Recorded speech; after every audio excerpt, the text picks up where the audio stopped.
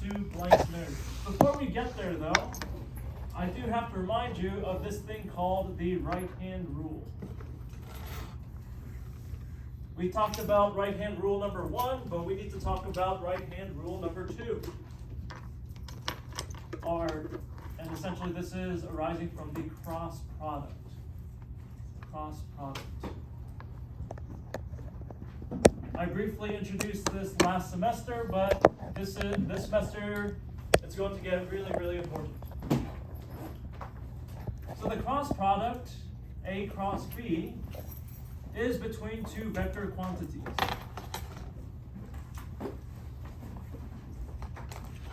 So if we have a vector A, and let's say a vector B,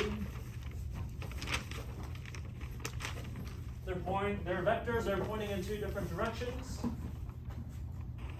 we're going to be using the right-hand rule. So here,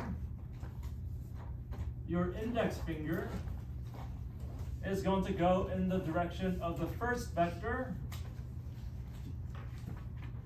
Your middle finger goes in the direction of the second vector. Then your thumb is in the direction of the third vector, C. So, when we do this, what we want to do is, at least visually speaking, or not visually, at least mentally speaking, we redraw the vectors so that they are originating from the same point. So then you take out your which hand, like your right hand, your index finger goes towards A, your middle finger goes towards B, but you never want to offend anybody, so your middle finger should be contained inside your hand.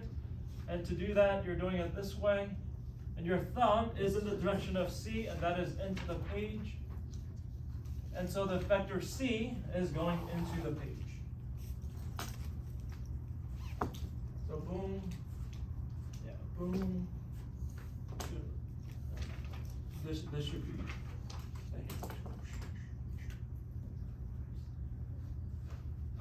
So for the direction, use the right-hand rule to your thumb.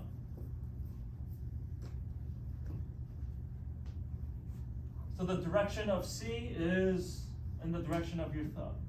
But the magnitude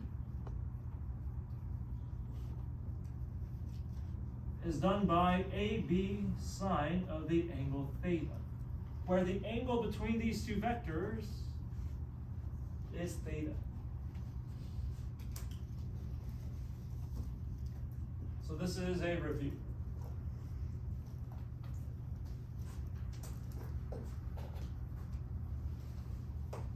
So first we're going to look at forces from the magnetic field onto charge carrying wire.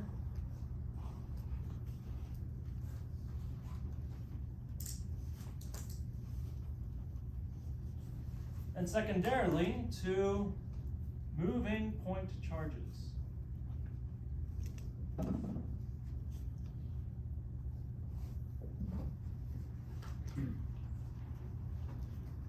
Having discussed this, the cross product, we can now go over their algebraic forms. The force is going to be equal to IL cross B, where I is defined as the current in the wire. This L vector is the length and the direction of wire.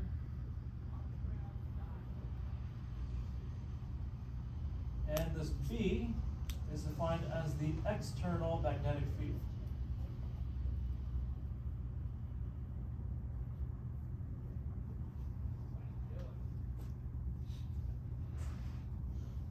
And with that, our magnitude then becomes I times L times B times sine of theta. So these are important expressions you may want to remember.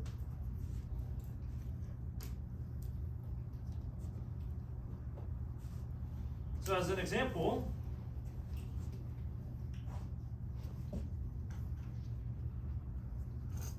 let's let's say we had current going in that direction. This is IL.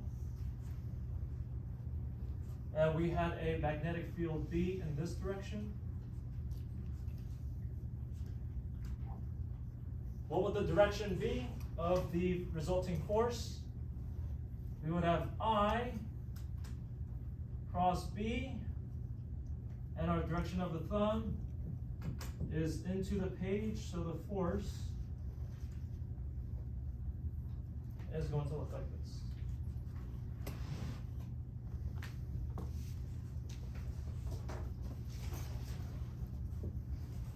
Now, this might not be so apparent right now, but this should be very, very confusing.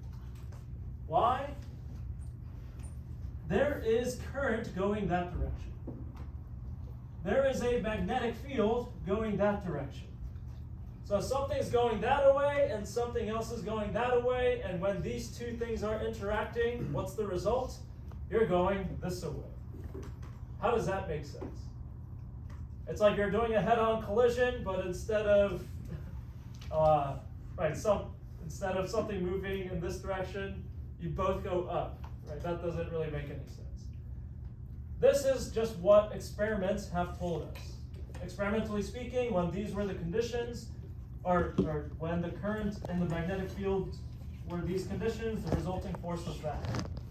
So they came up with the mathematical formulation of the cross product to explain this kind of behavior. Now, why does that happen? Why does this plus that equal that? You can ask God when you get there. Right? That's kind of how he made it. Likewise, for a moving point charge, we have the following. F is equal to QV cross B. QV cross B, where Q is defined as the charge of the point charge. V is the velocity of the point charge. And B is the external magnetic field.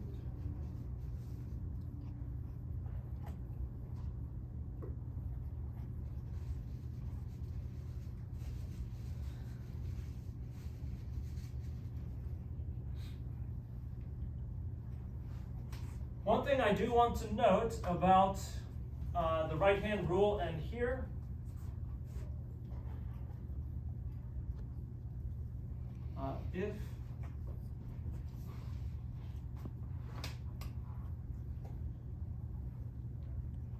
if charge is positive,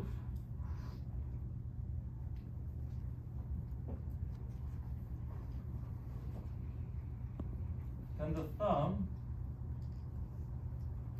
is toward F. If charge is negative,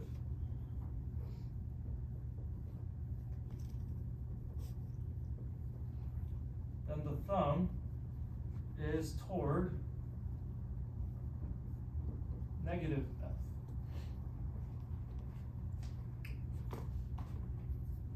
So there's one small caveat with the right-hand rule here. It's because of we have things like negative charges, and so we use the right-hand rule, and once we use our right-hand rule properly, we need to check, is the charge negative or positive? If it's positive, then you can keep the forces in the direction of your thumb. But if it's negative, we actually have to flip our thumb 180 degrees because of the negativity of the charge itself. So we have to keep that in mind.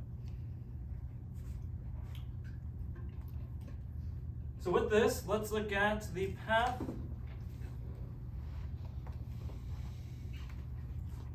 of moving particle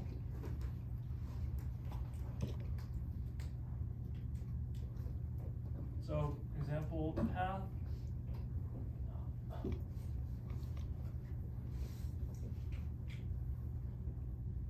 moving particle in a uniform magnetic field, which we will call B. And this charged particle, we will assume that it is an electron.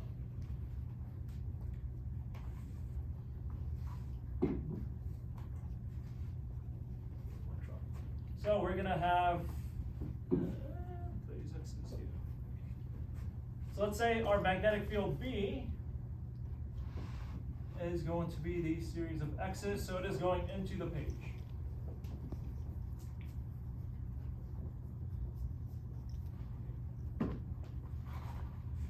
And let's say in this electric field, we have an electron that is initially moving in that direction. Which direction is the force going to be on this electron? To get the direction, you take out your which hand? Your right hand.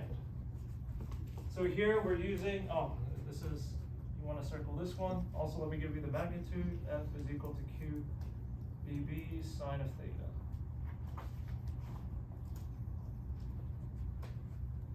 So you take out your right hand, V cross B, magnetic field is going into the page, our thumb is up. But because it's an electron, we have to flip our thumb down, so the resulting force is going to be down.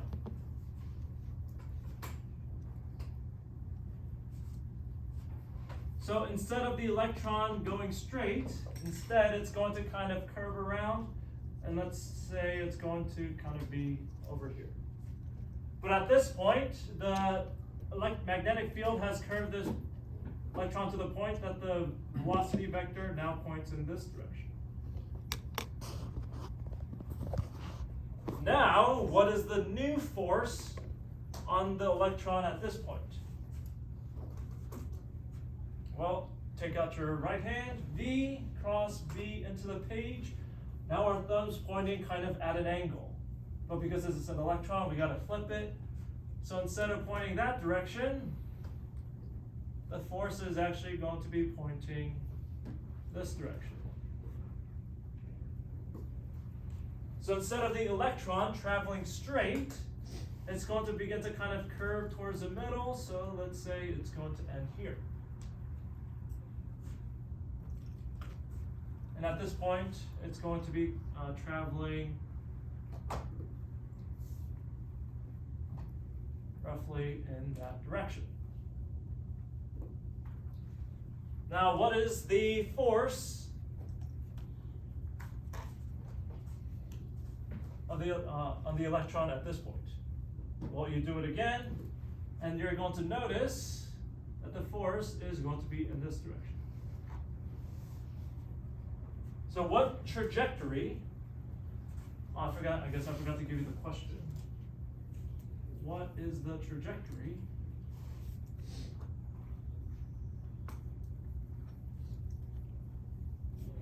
What is the trajectory of the electron?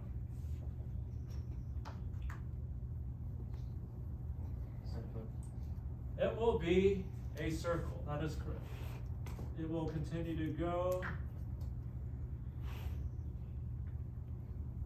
So the answer is going to be circle, and which direction? Clockwise or counterclockwise? Clockwise. Yes, it is clockwise in this scenario.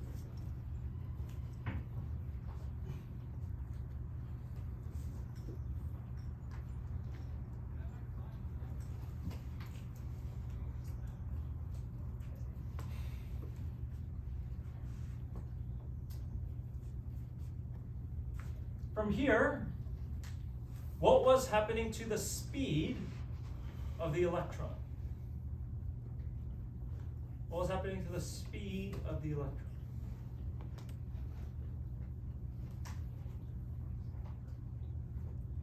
It wasn't changing. Yeah, it wasn't changing. So one thing to note, the magnetic field B does not change the speed of charged particles.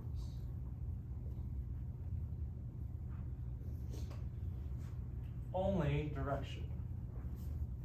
It only changes the direction. That is it. So in this entire process, the speed doesn't change. It's only the direction of the velocity, and so that's why it goes in a circle. This simply makes a circular motion, as long as the angle is 90 degrees.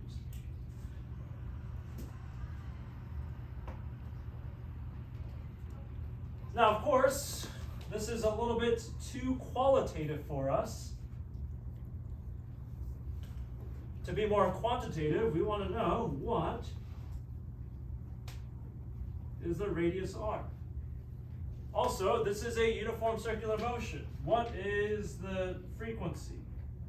How fast does it make a full circle? Or what about the frequency?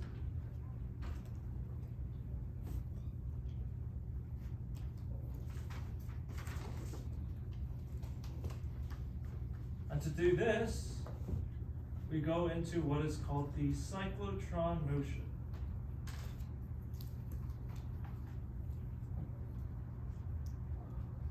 Cyclotron motion.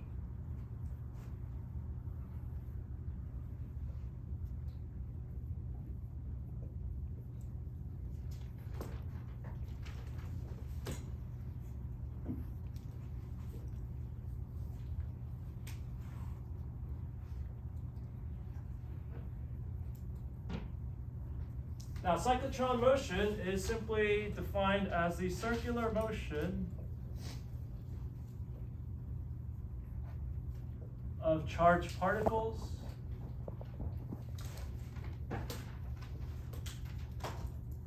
due to a magnetic field B.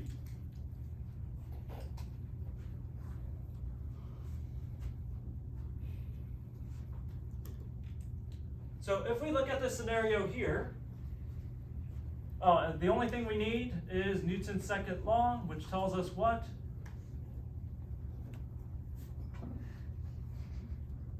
Newton's second law. Force equals Newton's acceleration. Yeah, F equals ma. All right. The net force is equal to mass times acceleration. If we look at our scenario, what is the net force on our charged particle? We only have a contribution from what?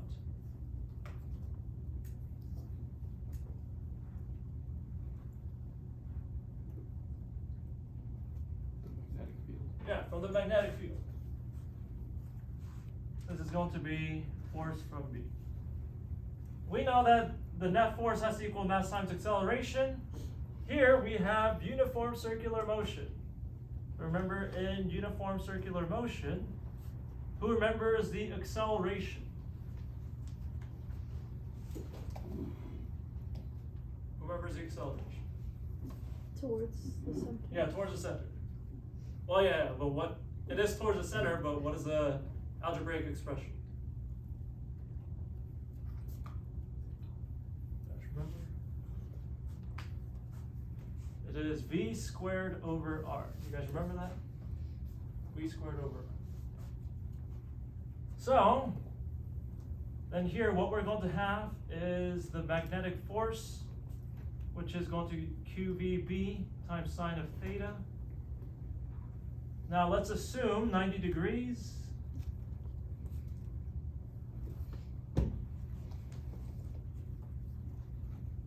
So sine of 90 is 1. Times mass times acceleration is going to be mv squared over r. And this is the radius of our circular motion.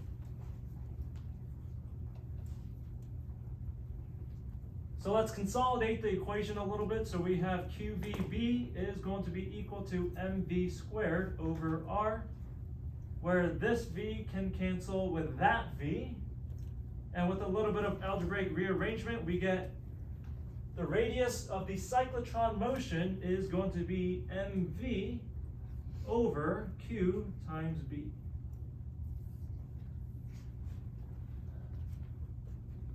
Now once again, Newton's laws gives us the relationship that is needed to predict the trajectory. The frequency Simply velocity over 2 pi r. Is that right?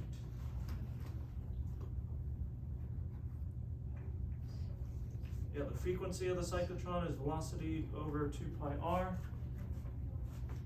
which is going to be qv, qb over 2 pi m.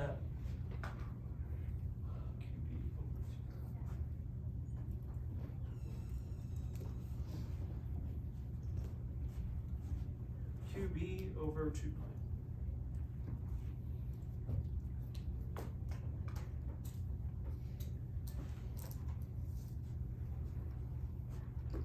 And you guys might be wondering, who cares?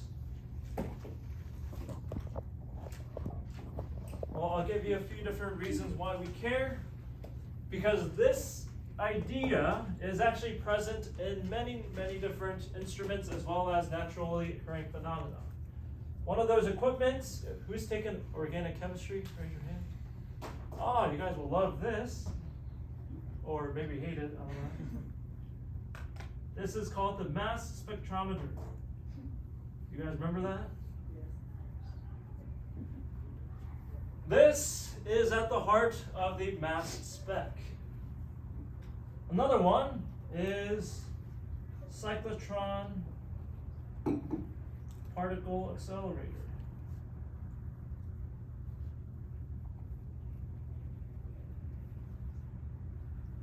The cyclotron particle accelerator. And then the last one is what is called the aurora borealis.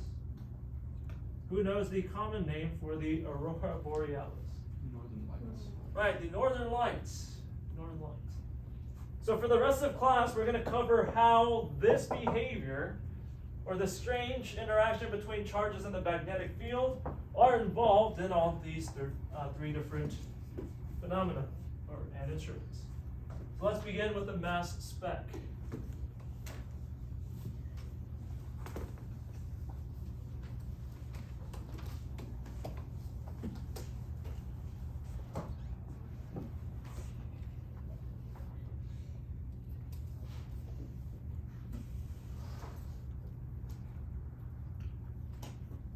Those of you who have taken OChem, can anybody enlighten us what the mass spec was used for?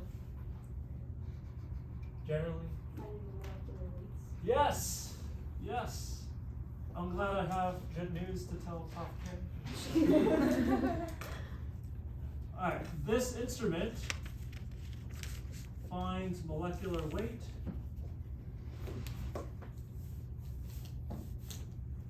by measuring fragments, or by measuring its fragments. Now, this is one of the most crucial instruments in chemistry. Because in chemistry, well, okay, biology is the studying of, organic life, or living things. What is chemistry? You're just making stuff, right? You're making new things. But how do you know what you've made? You need instruments to tell you exactly what you have made. This is one of those really cornerstone instruments that tells you you made what you were looking for or you didn't. So this is at the heart of the world of chemistry, and we're going to figure out exactly how this instrument works.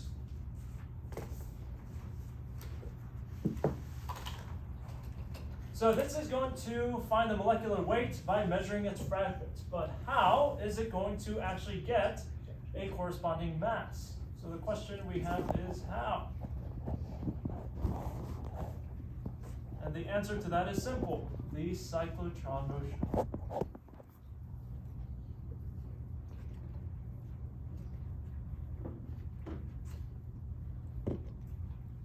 So let's say we have some compound, let's call it some compound A. The first thing we need to do is expose sample to ionizing ionizing radiation. Exposed sample to ionizing radiation.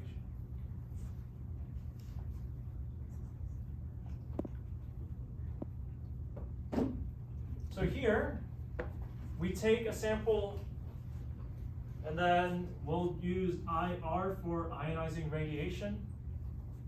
And then so we're going to, let's say, break it up into two different parts. We'll say a negative and a positive. So it's ionizing, it turns it into ions, meaning it's either a negative charge or a positive charge. So all we did was break this up into a few different fragments. We're going to shoot ions via electric field through a slit.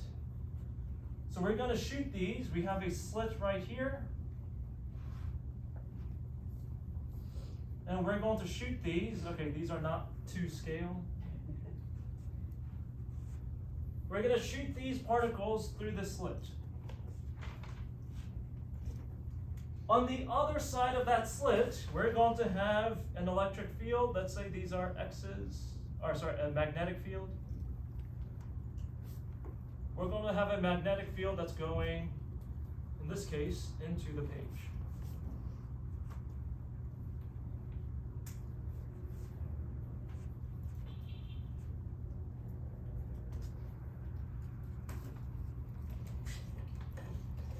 So that's the third step, is to have a uniform magnetic field environment. All right, so that is here.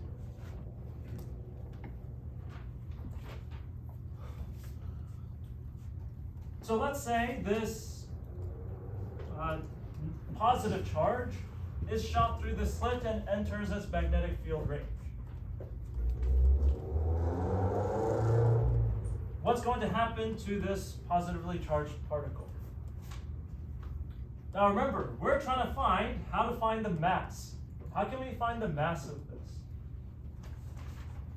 So think about what would happen if this positively charged particle enters here. It's first going to be here with a velocity as such. So then what's going to happen? It would go like up and to the right. It will go up and to the right, so, yeah. Right, yeah. Up and to the right. Well, what's the full trajectory? It would be a circle going counterclockwise, right? Circle going counterclockwise. True, but right now you're overstating something. What's going to happen to this particle?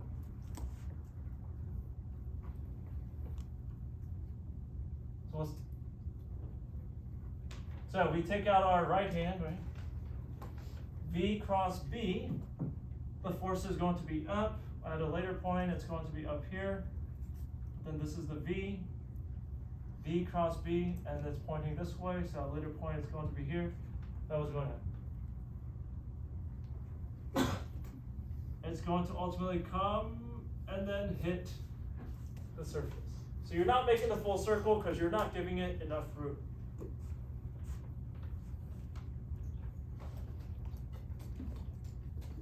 So how do you find the mass?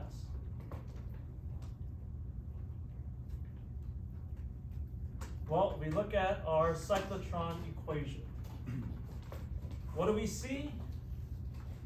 Here, the mass is related to the position of impact.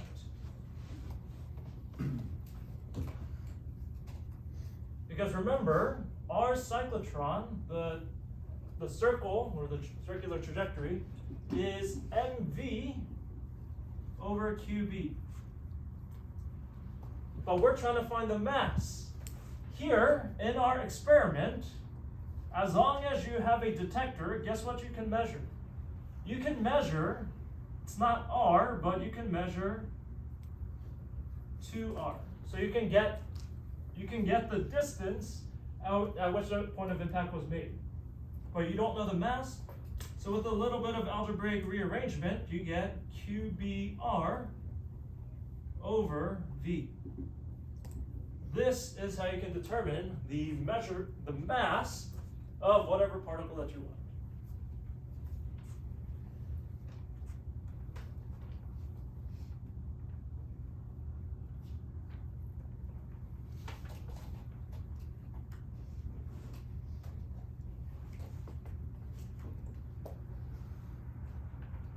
Alright, so this is how the mass spectrometer works, and now you know exactly how people determine mass of subatomic particles, or not subatomic, or atomic level particles, to know that exactly what they made. Now this really only works for organic chemistry. Inorganic chemistry requires a different set of instruments. So this is a very, very important instrument for organic chemists. So that's the mass spectrometer. Let's then talk about the cyclotron particle accelerator.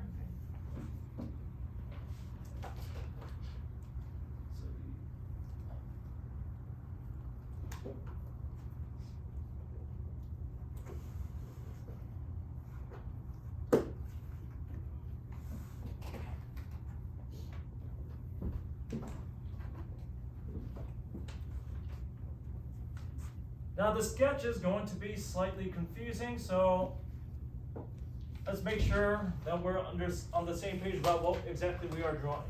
First, we're going to begin with a side view. We're going to go over the first particle accelerator that was ever pretty much designed. This begins by having two magnets. So this is north and the south. And this is north and the south.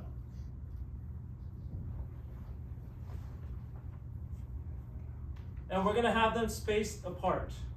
Because we have two magnets, in between the two magnets, we're going to have a magnetic field that points from the north to the south. So we're going to have a magnetic field going in this direction. And so this is exactly how you would get yourself a uniform magnetic field. So a similar scenario like this will be in the mass spectrometer as well. So you would have some sort of magnetic field in which the organic compounds were shown. Now these magnetic pieces, they're going to be sandwiching these it's made of copper, these copper plates. So a copper plate like this. And another copper plate that looks like this. So two copper plates. With this, let's look at the top-down view. Top-down view.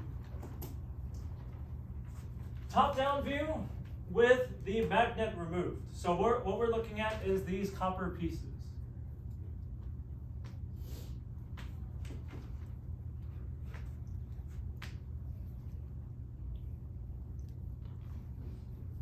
From the top-down view, what these copper plates look like are in the shape of the letter D.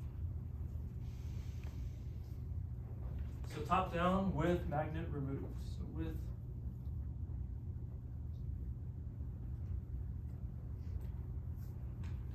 the magnet removed.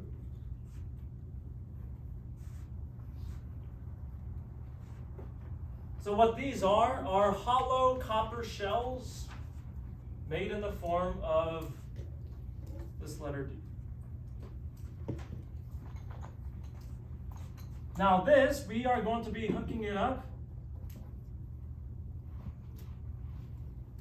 to some voltage source so that they're going to be charged.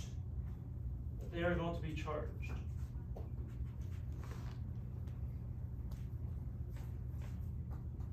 And all the way at this top here, you're going to have some sort of a device that can inject electrons at the center, let's say pretty much right here. So let's say this would be the electron.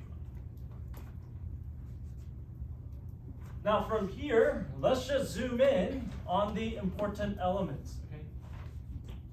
So we're going to be focusing on the gap. So the electron begins here. Originally, this is positive, this is negative. So the electric field is going to be from, so that will be the direction of the electric field. However, you have these magnetic fields, the magnets that are sandwiching these copper plates, they're going to be exerting a magnetic field, and let's say this time it's going to be out of the page.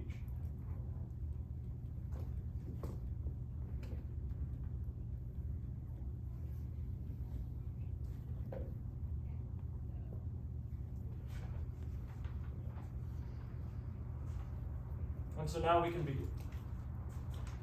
Now, once the electron is here, which direction is the electron going to go?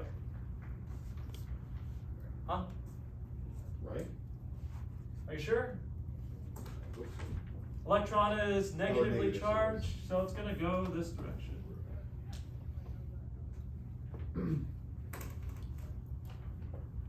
And these electrons, some of them will pass through the copper plating and make it to the other side. Now, on this other side, we have a magnetic field. So the electron is going this way, magnetic field is out, except it's an electron, so we're going to flip it. So what's going to happen? The magnetic field is going to make it turn in this direction. So V, so we have V, B is out of the page, our thumb is up, but because it's an electron, we flip it. And that's why it's going to go in this direction.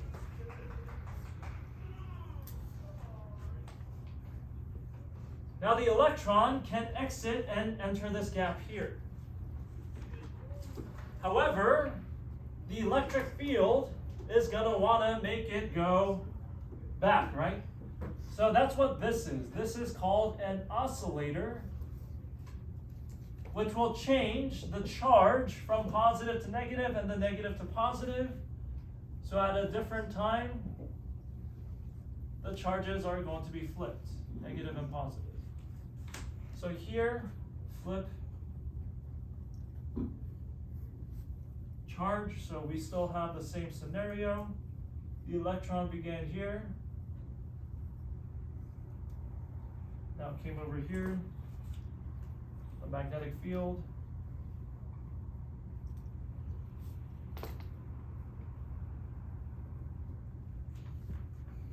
But this time the electric field has flipped, so the electric field is now going this way. So the electron, once it enters here, it's going to be accelerating in that direction.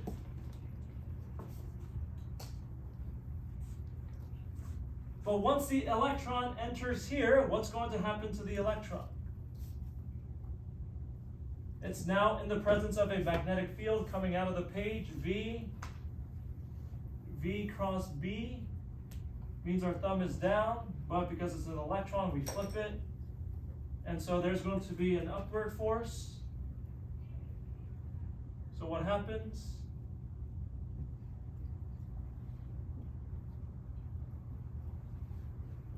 It's going to make a larger circular radius, because we know that our cyclotron radius is related to V. In the gap, you were accelerating, so you were moving faster, so the circle that you're making is much larger. So it made it larger, and then this electron is now about to re-enter this gap. Then you want to flip the charge again.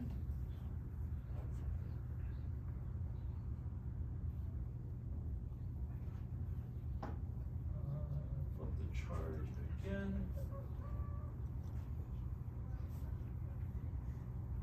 So the electric field is here.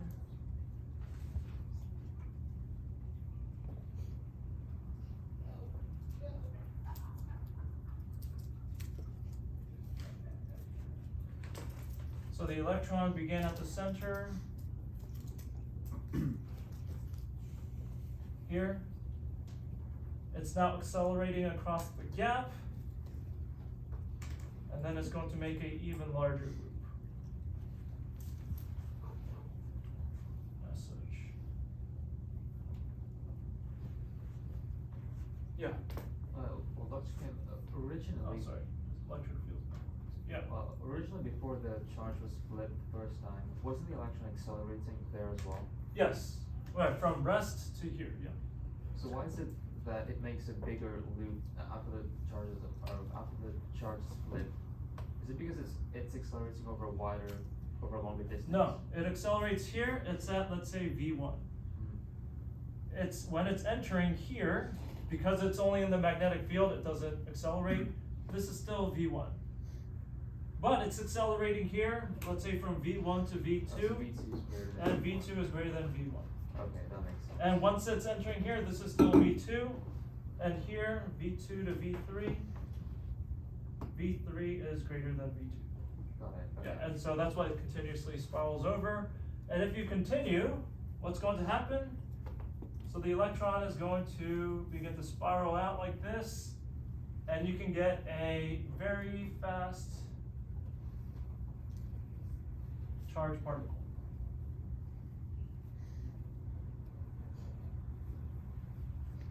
Now I kind of cheated here because I deceived you guys. Technically, from the top-down view, what you would have is this kind of a slit here, and this is where the charged particle would exit.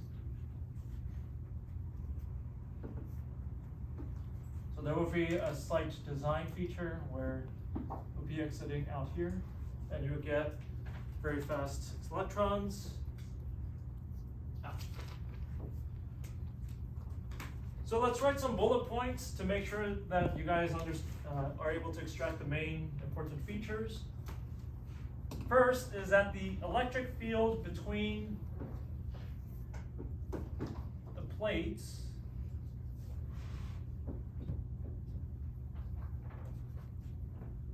accelerates the particles.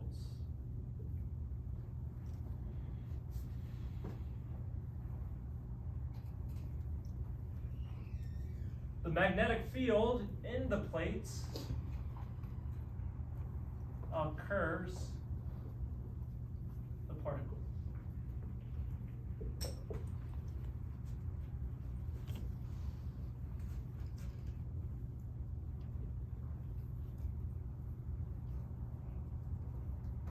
The oscillator changes the charge, so E is always accelerating.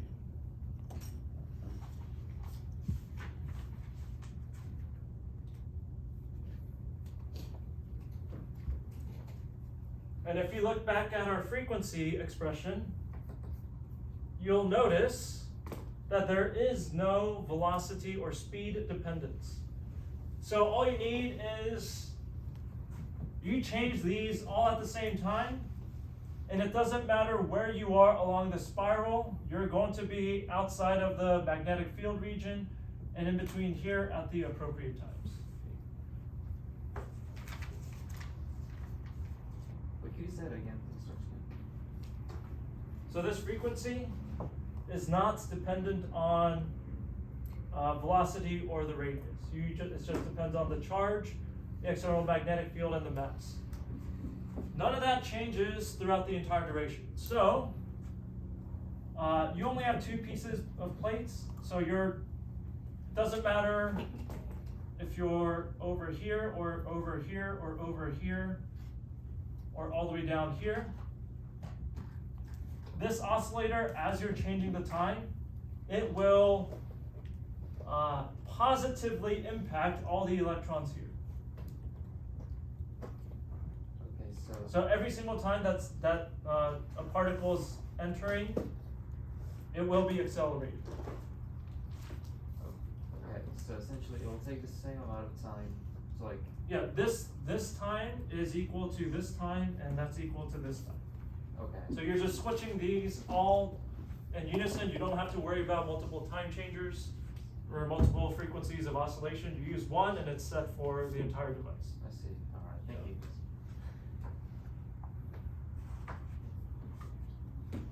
Alright, last, let's talk about the Aurora Borealis.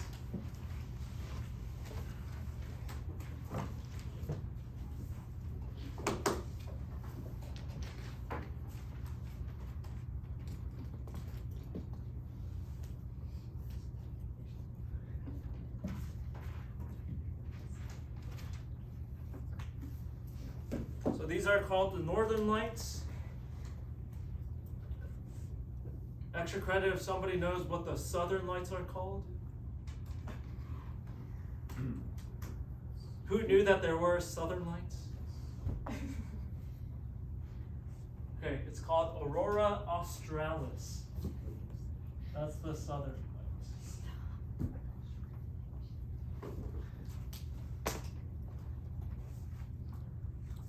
Who doesn't know what the Northern Lights are? Raise your hand. So if you don't, you guys can Google it for 10 seconds. Right, it's this nice set of colors that shows up in the sky near Alaska or Iceland, things like this. It's definitely on one of my bucket lists. I definitely do want to go see it one day. So despite the aurora actually being observed on the Earth, the sequence of events actually begins far, far away. It begins in the sun. So first, there are what are called solar winds. Essentially, these are charged particles emitted from the sun.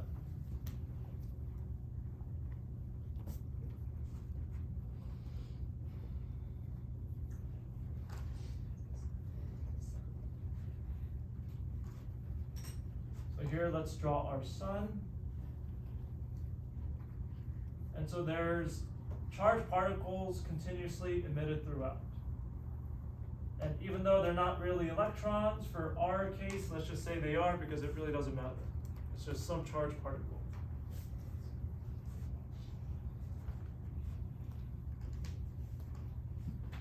Now on the Earth, let's say here, there are two things about the Earth that we have to recognize. One is that it has a magnetic field. What would the magnetic field lines look like on the Earth? It kind of looks like a magnetic bar. There's a North Pole and a South Pole. Kind of looks like this. So this is the Earth.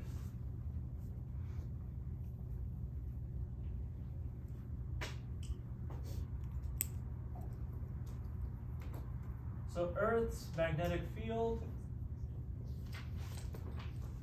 plus solar winds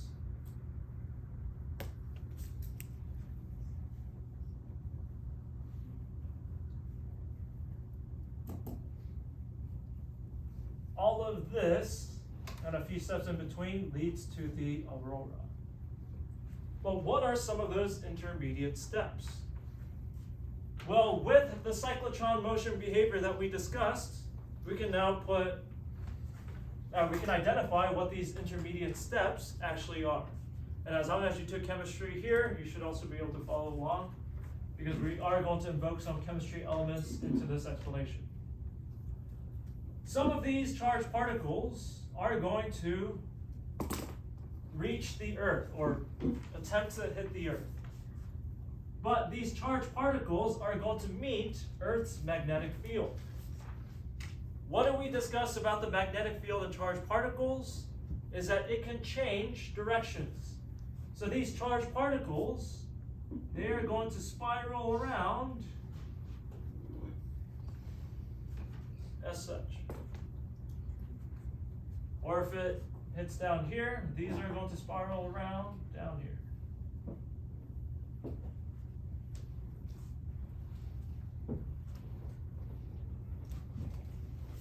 So, here, the charged particles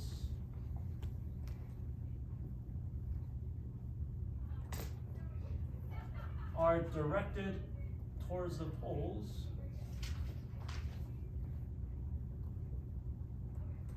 via magnetic field of the Earth.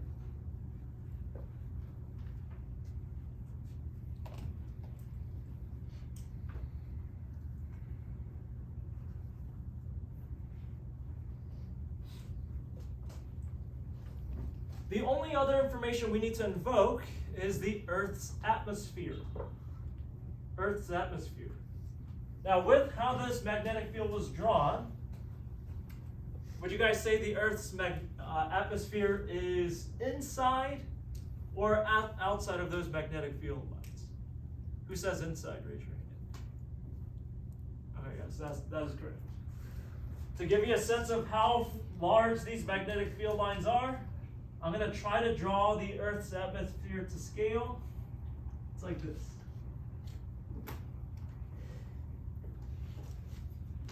So these magnetic field lines extend way, way, way beyond the Earth's atmosphere. Now, we still haven't talked about what actually leads to the aurora. All we did was talk about charged particles and they're being directed towards the poles. What actually leads to the aurora is when charged particles, actually I need to write that below. Here, charged particles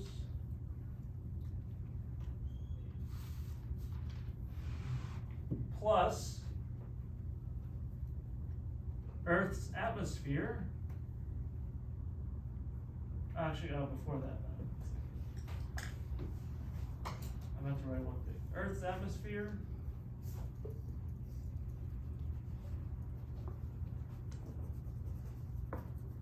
contains gases of O2 and N2.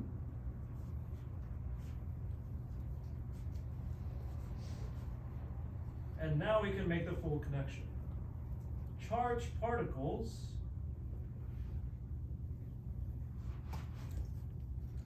plus gases lead to the aurora. And let's talk about how. I'm going to have to draw the electron orbitals, and this is where I'm borrowing some elements from chemistry. So here's a nucleus, and here's the electron orbitals. Electrons want to be on the ground state. When charged particles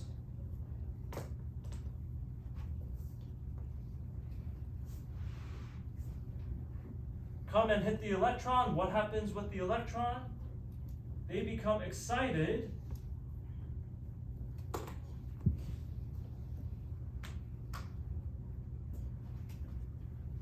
so they become excited.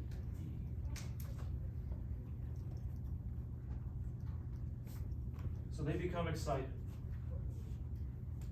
Unfortunately, electrons are not happy at this higher energy level, so we're going to get electron relaxation.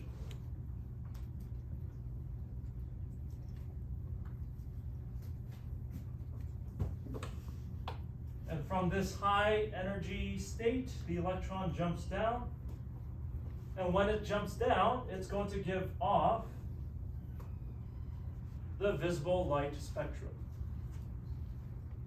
This is the full cause and effect sequencing of the aurora borealis. This is why the northern lights are observed where?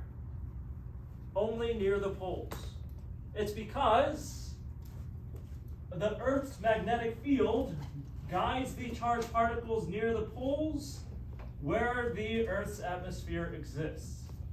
You do not see the aurora borealis towards the center because none of the solar winds actually makes it past because the magnetic field is guiding that radiation towards the poles. And it's only at the poles where the charged particles come in contact with the Earth's atmosphere of oxygen and nitrogen. And so it's the cyclotron motion that kind of redirects the charged particles to the poles. And here, electrons get excited, and as the electrons are relaxing, because of conservation of energy, when the electron loses energy, some of that energy is given off as the visible light. And that's what we all get to enjoy. And so as beautiful as the aurora might be, if you get too close, they will literally kill you because you're getting charged particles. Essentially, you're getting the sun's radiation if you get too close. Of course, when we're down here, we're fine. Just don't, take a rocket ship to get to become one with the aurora.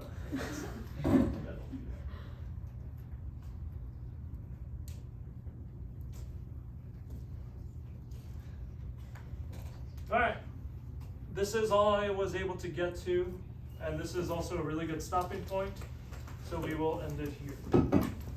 All right, I'm also told Thursday evening classes are canceled. I didn't hear that, but apparently some of your schedules do, so I have to verify. Lab might actually be canceled. I will keep you updated. Also, next Monday, evening classes are present. There's now a dispute about what constitutes evening classes.